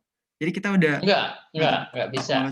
Enggak. Itu adalah decision you make when you experience that, ya. Teorinya nggak bisa. Karena teorinya dan itu bisa berbeda-beda, Mas. Kalau itu dibikin teorinya menjadi begini. Teorinya secara umum begitu. Yang tadi saya katakan, teorinya adalah people make decision by comparing ini. Selama benefitnya masih lebih besar daripada cost-nya, dia akan mengkonsumsi. Selama cost-nya lebih besar daripada benefit, dia akan stop. Tapi pada margin keberapa kan orang berbeda-beda. Ya kan? Erza mungkin kalau Indomie tadi, pada Indomie pertama sudah nggak bisa ngomong apa lagi. Johnny beda lagi, Fahmi beda lagi. Johnny karena makannya banyak itu mungkin ya Indomie keempat tuh ayo aja gitu kan bisa juga, ya kan? Atau saya gitu, saya tuh ini top Indomie consumer in the world katakan gitu, sampai 10 ayo aja gitu. Karena saya masih merasakan bahwa benefitnya masih lebih banyak daripada cost-nya. Gitu. Paham maksud saya ya? Jadi ini setiap orang berbeda-beda. Dan ada juga orang yang tidak mau gitu. Bagi orang yang tidak suka Indomie kan, I don't care gitu. Cost and benefit margin berapa? Oh, saya juga nggak makan Indomie kan gitu kan. Ya, jadi teori secara umum itu adalah comparing, ini teori umumnya. Nah, prakteknya bisa berbeda-beda antar orang-orang. Ya. Itu ya. Ini baru teorinya. Nah, kemudian prinsip yang keempat, people respond to incentive. Artinya apa? Ini masih ada hubungannya sebenarnya dengan tadi, ya, dengan comparing cost dan benefit tadi. People respond to incentive. Kalau cost-nya lebih rendah dari benefit-nya, berarti dia akan melakukan itu lagi karena dia mendapatkan insentif dari benefit yang berlebih. Paham maksudnya enggak? Tapi kalau cost-nya lebih tinggi daripada benefit-nya, dia nggak dapat insentif dari benefit, maka dia akan stop responding. Paham? Ini sejalan sebenarnya dengan tadi. Kalau tadi teorinya, tapi saya sudah sampaikan tadi, orang akan berhenti makan, berhenti mengkonsumsi kalau insentifnya sudah tidak ada, ya kan? Nah, artinya people respond to incentive. No incentive, then you will stop. If there is more incentive, then you still doing it. Okay? Begitu Anda masih dapat insentif, Anda akan melakukan itu. Begitu Anda nggak ada insentifnya, ya sudah selesai. Nah, insentif ini bentuknya bisa berubah comparing cost and benefit. Whenever you still have benefits more than cost, it means that you get incentive on the benefit. Yeah, then people will respond to continue consuming that atau doing that. Oke, okay. Nah, contohnya adalah Anda kuliah ya, Anda kuliah saya ini kuliah saya ini ya, atau kuliah apapun, tapi tidak ada hubungannya dengan peraturan ya. Begitu Anda berpikir bahwa kuliah ini masih lebih bermanfaat daripada Anda tidak kuliah, Anda akan tetap melakukan kuliah ini. Cost-nya apa? Cost-nya leisure kan. Begitu Anda berpikir, kuliahnya udah nggak ada minat, mendingan Anda main game. Kan gitu. Nah, people akan selalu melakukan begitu. Orang selalu melakukan begitu. Ya. People respond to incentive. Whenever he get incentive and he respond positively atau still continuing the consumption. Okay?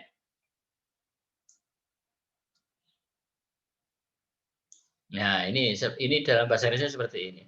The decision to choose one alternative over another. Ya, jadi keputusan akan diambil, ya, one alternative over another itu artinya akan diambil satu di antara yang lainnya, satu di antara beberapa decision-nya, akan terjadi jika marginal benefit-nya melebihi dari marginal cost-nya. Paham maksud saya kan? Ini kan sama dengan tadi. Begitu Anda berpikir bahwa marginal benefit atau tambahan benefit-nya masih melampaui daripada tambahan cost-nya, Anda akan still doing it. Whenever marginal benefit atau marginal keuntungan marginalnya, manfaat marginalnya lebih kecil daripada marginal cost-nya atau cost marginalnya, maka Anda akan berhenti mengkonsumsi barang itu. Paham? Ya, antara paham tidak, antara tidak paham, antara paham ngantuk, antara paham pusing. Ya, terima aja dulu ya. Nanti saya kirim bahannya kepada Anda. Ada yang punya lipse. Kalau Anda bicara, kalau Anda bisa menurut lipse Anda belajar juga bagus tuh. Nah, saya menggunakan lipse itu bisa dipakai bisa Anda cocokkan dengan lipse yang cetakan. Tapi ya bahasa sono bukan bahasa kita. But I think you can do it. You are smart people in the world. Because you are smart, then you will join STIS. Otherwise, you will not be in the Otista 64C campus. This campus only for special and smart people, right? Setuju? Akur, ya, juga setuju, Anda sudah di situ. Oke. Apalagi prinsip yang lain?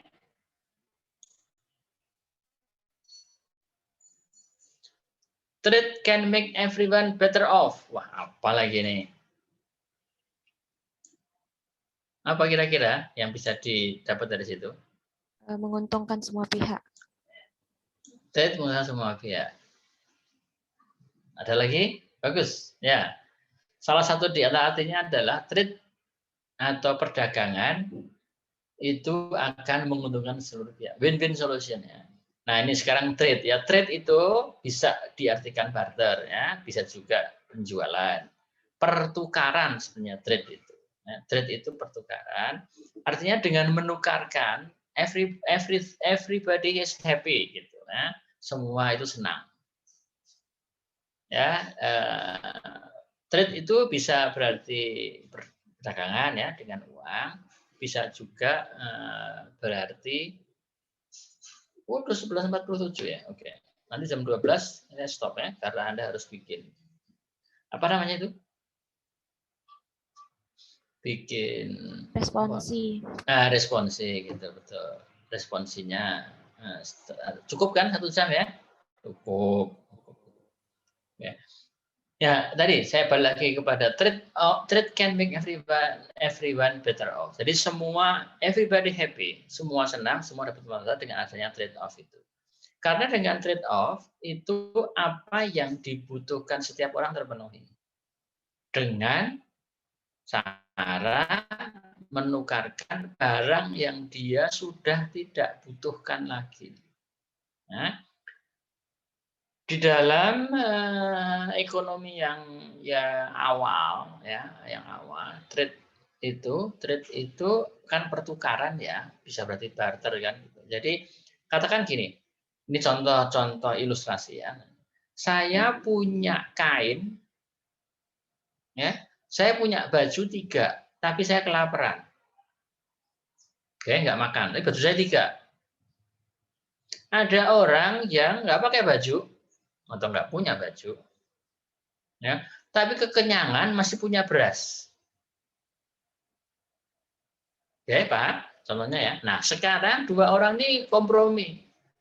Berasmu tak minta dong supaya supaya kamu pakai baju tak kasih baju satu. Baju saya berkurang menjadi 2, tapi saya dapat beras. Jadi everybody happy. Yang punya beras sekarang pakai baju, tapi dia nggak kelaparan karena berasnya sisa. Yang punya ekstra baju tapi kelaparan senang juga karena dia masih punya baju, tetapi dia juga bisa kenyang. Paham? Nah, gara-gara seperti itulah timbulnya trade. Jadi trade itu akan berjalan kalau sebenarnya menguntungkan. Nah, tadi contoh sederhana. Contoh yang tidak sederhana sebenarnya ya gampang aja. Kalau jual beli mobil bekas lah. Saya beli, kenapa? Saya punya duit untuk beli extra money. Tapi saya butuh kendaraan. Nah, orang itu juga melepaskan mobilnya, karena dia pakai mobil satu lagi, karena dia pengen mendapatkan uang lebih banyak. Ya kan? Semua happy. Ya. Nah, cuma gitu, ada yang happy sekali, ada yang setengah happy, ada yang so-so. Paham saya enggak? Tahukah Anda berjualan, kalau Anda itu bisa nawar, Anda berhasil nawar, Anda happy betul. Maka, aku dapat barang murah loh, kemana-mana teman-teman sekelas dipamer semua. Kan, aku dapat baju ini murah dong. Ya, Anda happy sekali. Tetapi yang dagang, ya setengah happy. Kenapa? Keuntungannya menjadi lebih berkurang karena ada nawar. Orang nawar kan biasanya atau mesti kan selalu memberikan harga yang rendah kan. Ini berapa? 15.000, 10.000 doh, gitu kan? Nggak ada orang nawar. Ini berapa? 10.000, saya tawar 15.000 ya kan nggak ada gitu. Oke. Jadi trade can make everyone better off. Ya. People gain from their ability to trade with another people.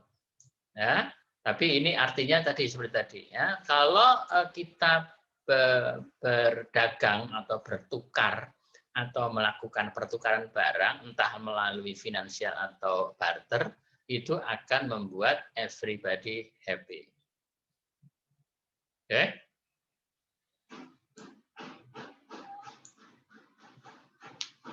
Oke, ya. Kemudian prinsip yang ke-6.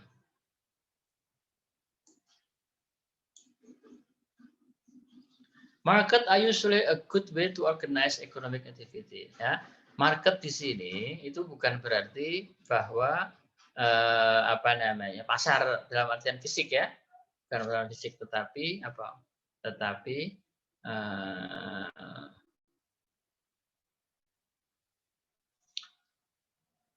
bertemunya konsumen dan produsen pada suatu tempat atau saat waktu untuk melakukan pertukaran atau melakukan deal terhadap barang dan jasa.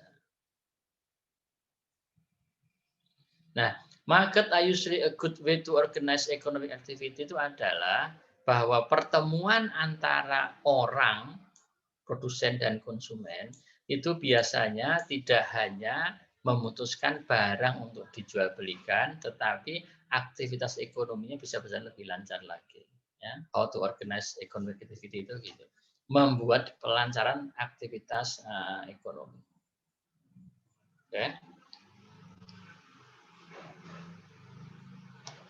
Oke, kemudian prinsip yang ke-7, government can sometimes improve market outcomes. Ya, artinya apa?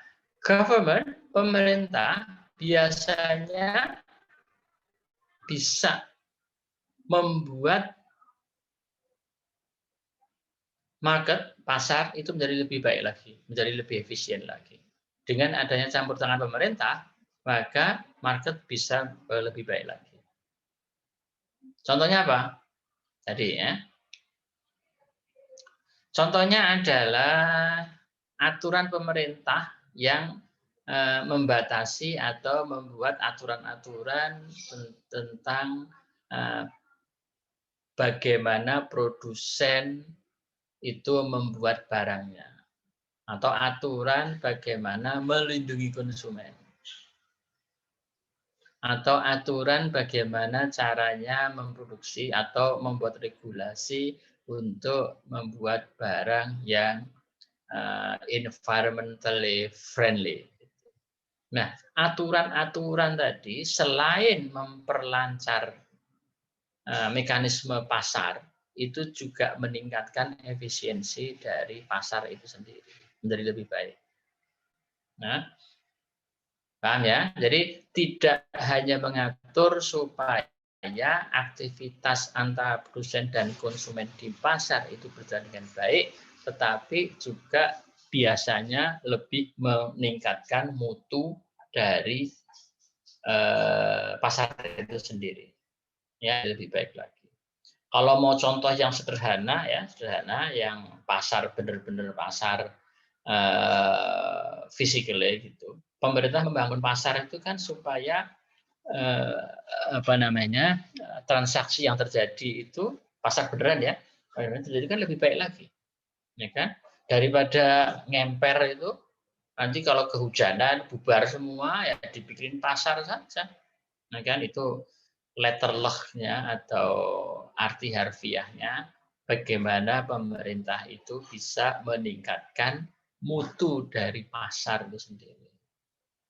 Nah, gitu. Ya, jadi selain memperlancar dengan datangnya government, ya, memperlancar dalam artian membuat regulasi, ya, tidak hanya itu, tetapi juga bisa menaikkan mutu dari pasar itu sendiri. Nah, okay. Prinsip 8, the standard of living depends on country production. Nah, jadi standard of living tahu kan? Standar hidup orang itu tergantung dari country production, produksi yang dihasilkan oleh sebuah negara. Semakin banyak produksi barang dan jasa yang dihasilkan oleh suatu negara, maka standard of living-nya menjadi lebih baik. Oke, Anda pernah mendengar namanya produk domestik bruto? Pernah? Anda pernah dalam bahasa Inggrisnya GDP, Gross Domestic Product, pernah ya? Ya, atau PDB atau GDP itu sama, PDB dalam bahasa Indonesia, GDP dalam bahasa Inggris. PDB itu kalau untuk Indonesia itu yang menghitung BPS tuh kantor Anda nantinya kalau Anda lulus sampai tingkat 4, ya, kantor saya, kantor Anda nantinya. Di PDB itu Anda akan bisa melihat berapa jumlah barang dan jasa yang dihasilkan oleh suatu negara. Semakin tinggi barang dan jasa yang dihasilkan oleh suatu negara, semakin baguslah standard of living orang-orang di negara itu. Ya. Apalagi kalau distribusi pendapatannya juga rata, jangan jomplang.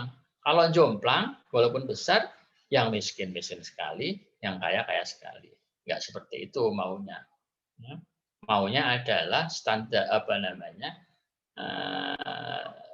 standard of living. Jadi distribusi pendapatannya sama. Ya. Apalagi ditunjang lagi dengan jumlah penduduk yang tidak terlalu besar. Wah, semakin makmur lagi. Karena apa? Produksinya dibagi dengan jumlah penduduk kan menjadi lebih besar kalau penduduknya tidak banyak. Produksi besar, tapi penduduknya banyak, kayak India juga payah juga. Produksinya besar lebih dari Indonesia, tapi dia orangnya berapa? 1 miliar gitu, 1 miliar orang. Gitu. Bayangin, 1 miliar orang kalau produksinya 1 miliar piring nasi, jadi baru bisa ngasih makan sekali kan? Coba kalau 1 miliar itu ditaruh di Indonesia, sudah berapa? 4 kali makan orang. Nah, gitu ya. Jadi standard of living depends on country production. Ya, semakin tinggi semakin tinggi produksinya, maka semakin tinggi juga standard of living orang yang tinggal di negara itu. Oke? Prinsip 9, price rise when the government prints too much money. Nah, kalau pemerintah itu menerbitkan uang lebih banyak lagi, maka harga akan naik. Ini nanti ya, nanti di dalam teori inflasi nanti akan kita jelaskan kenapa seperti ini. Ya. Tapi untuk sementara Anda pahami dulu. Jadi kalau pemerintah itu memutuskan untuk mencetak uang lebih banyak, pasti harga akan naik. Logikanya sederhana saja. Logikanya sangat sederhana saja. Kalau barang itu cuma satu, uangnya 2, kemudian uangnya 4, naikkan uangnya 5, uangnya 6, barang tetap 1, harganya akan naik dong. Ya enggak? Kan gitu. Kalau barangnya itu yang naik, lain ceritanya. Kalau jumlah barangnya naik, lain ceritanya. Kalau cuma duitnya aja yang naik, duitnya yang lebih banyak, tetapi barangnya sama, harganya akan naik. Segampang itu. Nah. Kemudian prinsip yang terakhir, saya komplitkan, itu adalah society face a short-run trade-off between inflation and unemployment. Artinya, ini pemahamannya adalah trade-off ini, pemahamannya adalah inflasi dan unemployment itu berbanding terbalik. Nanti akan Anda lihat dalam bentuk Philip curve. Nanti kalau kita mendalami bagian kedua dari pengantar ekonomi ini, yang pengantar makro. Jadi kalau inflasinya turun, unemployment-nya naik dan sebaliknya. Apa sih inflasi itu? Kenaikan harga. Unemployment pengangguran. Kalau inflasinya turun, ya, penganggurannya akan naik, ya, dan sebaliknya. Nah, makanya di situ tulisin the Philip curve illustrate the trade-off between inflation and unemployment. Seperti apa nanti di kuliah selanjutnya akan saya jelaskan. Ini karena sudah jam 12, sudah ketemu janji saya untuk mengakhiri kuliah ini dan Anda bikin responsi. Ya, saya akan lanjutkan pada pertemuan yang akan datang. Tapi pertemuan yang akan datang mungkin saya akan lebih cepat lagi, ya, lebih cepat lagi karena saya fall behind the schedule. Saya agak terlambat dari schedule karena saya banyak memberikan ilustrasi yang pinginnya saya lebih jelas gitu. Tapi kayaknya kalau Anda sudah tahu, nggak usah saya ilustrasikan yang banyak, nanti saya akan lebih ngebut lagi di pertemuan ketiga dan seterusnya. Oke, teman-teman semua, mahasiswa saya akhiri kuliah hari ini. Kemudian responsinya seperti yang kemarin, Anda tidak diperkenankan untuk menulis dengan komputer, ya, tulis dengan tangan biasa, seperti biasa. Ya, nggak apa-apa kan? Supaya tangannya itu lemes gitu loh. Tangannya itu Anda selalu banyak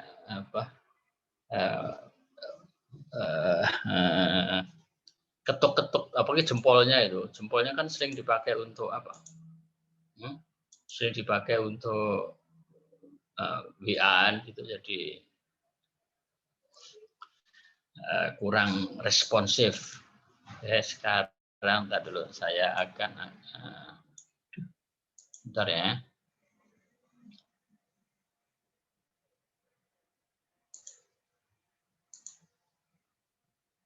Oke. Nah, kuliah saya akhiri jam 12:03 ini. Kemudian responsinya adalah Anda tadi sudah mendengar apa yang saya katakan tentang 10 prinsip ekonomi ya. Kemudian satu lagi tentang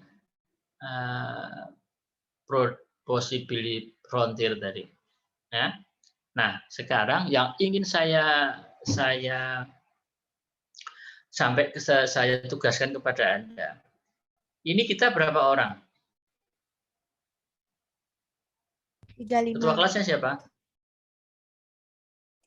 Saya, Pak. Hah? Saya, Pak. Ketua kelas siapa ketua kelas? Erza, Pak. Oke. Erza. Nah, ini ya. Kita berapa orang, Zak? Selain saya? 35, Pak. 35, oke. Nomor 1 sampai 17, ya, nomor absen 1 sampai 17, tahu kan absennya masing-masing kan? 1 sampai 17. Coba Anda elaborasi atau Anda jelaskan, ya, jelaskan dielaborasi. Production possibly frontier plus 5 prinsip ekonomi tadi. Ya, ini bukan kerja kelompok tapi ya, ini bukan kerja kelompok, ini kerja sendiri-sendiri. Kerja sendiri-sendiri. Explain to me atau explore more atau whatever you understand about the principle of economics 1 sampai 5. Itu tugasnya teman-teman urut absen 1 sampai 17. Ditulis tangan responsinya plus production possibility frontier. Oke, 1. Yang kedua adalah untuk kawan-kawan nomor urut absen 18 sampai 35, Anda harus melakukan hal yang sama, tetapi prinsip nomor 6 sampai 10. Oke? Atau gini, salah saya ini. Saya ngomong tapi mikir saya berbeda. Oke. Tuh ada 1, 3, 5. Oke, sorry. Ganti skenario. Sorry ya. Satu prinsip. Jadi Anda akan saya bagi menjadi 2 kelompok. Kelompok pertama adalah kelompok urut absen 1 sampai 17. Kelompok kedua adalah kelompok 18 sampai dengan 35. Ya. Kelompok, tetapi kerjaannya sendiri-sendiri. Bukan kerjaan kelompok, cuma saya ingin mengelompokkan saja. Orang-orang di kelompok pertama itu mengerjakan elaborasi lebih lanjut prinsip dari production possibility frontier plus prinsip ekonomi yang ganjil. Paham? Untuk kelompok kedua, production possibility frontier plus prinsip ekonomi yang genap. Karena gini. Nah, kalian dengar azan, kenceng banget masalahnya. Biar azannya selesai.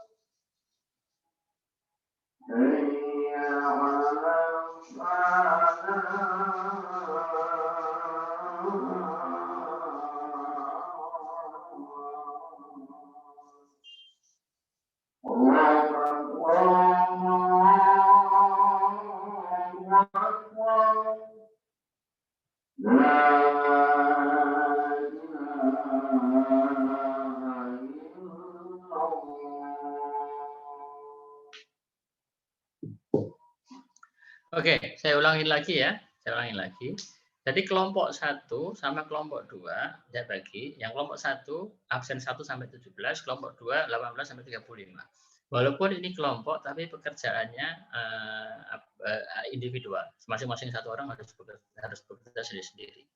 Kelompok 1 pekerjaannya adalah elaborate, explain it to me dengan bahasa Anda tentang production possibility frontier plus prinsip ekonomi yang ganjil. Sementara untuk yang kelompok kedua yang dikerjakan secara individual juga itu adalah production possibility frontier plus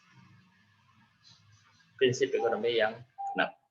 Oke, jelas semua? Oke, kalau jelas nanti ya